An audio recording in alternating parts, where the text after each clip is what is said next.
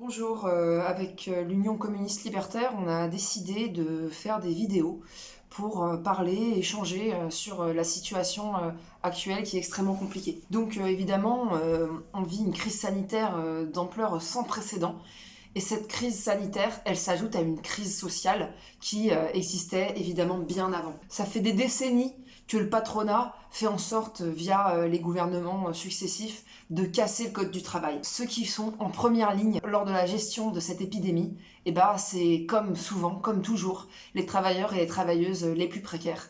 Et c'est de ça dont on va parler aujourd'hui. On a entendu le gouvernement qui s'exprime auprès du patronat. Le ministre de l'économie, Bruno Le Maire, qui gronde gentiment Amazon parce que les conditions de travail dans les entrepôts sont insupportables. Et en même temps, la ministre du Travail, Muriel Pénicaud, qui gronde les patrons du BTP qui veulent arrêter les chantiers à cause des conditions de travail, justement. Donc il y a une complète cacophonie. Alors que ce qu'il faudrait aujourd'hui, c'est tout simplement, comme en Italie, stopper la production dans les secteurs qui ne sont pas essentiels. À la place de ça, ce qui se passe, c'est que les précaires sont envoyés au charbon. Le téléphone des intérimaires sonne énormément en ce moment pour combler les trous dans les boîtes où il y a beaucoup de travailleurs qui sont en arrêt maladie ou qui restent garder leurs enfants. Donc les intérimaires sont utilisés pour continuer la production, pour finalement maintenir au maximum les profits du patronat. Et d'un autre côté, on a dans certains secteurs dont l'activité a ralenti, des ruptures brutales de contrats d'intérim, des arrêts complets des CDD, etc. Et donc énormément de travailleurs qui vont se retrouver sans rien à la fin de ce mois pour payer le loyer, pour payer à manger, pour acheter des médicaments. Donc on voit bien que les travailleurs précaires, c'est la variable d'ajustement du patronat pour faire face à cette crise. Et ils se retrouvent face à des dilemmes absolument insupportables, des situations inextricables.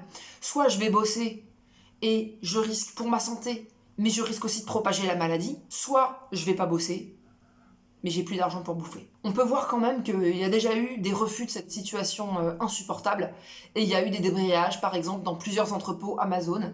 Les travailleurs et les travailleuses qui prennent en main cette question des conditions de travail insupportables et qui les refusent, tout simplement. Parce que aujourd'hui, qui sont les plus responsables dans la gestion de cette crise? C'est certainement pas le patronat qui nous envoie bosser à plusieurs centaines sur un même site.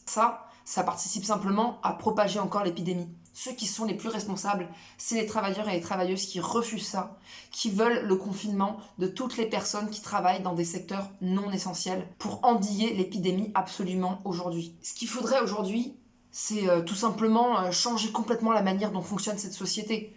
Il faudrait virer les patrons et qu'on décide nous-mêmes quels sont les secteurs essentiels, quels sont les secteurs qui doivent continuer à produire et quels sont les secteurs qu'il faut arrêter. Et dans les secteurs où il faut continuer à produire, autogérer la production. Mais évidemment, tout ça, le dire, ça suffit pas. Pour le faire, il faut qu'on s'organise, il faut qu'on se connaisse, il faut qu'on se reconnaisse, il faut qu'on décide d'agir ensemble dans des collectifs.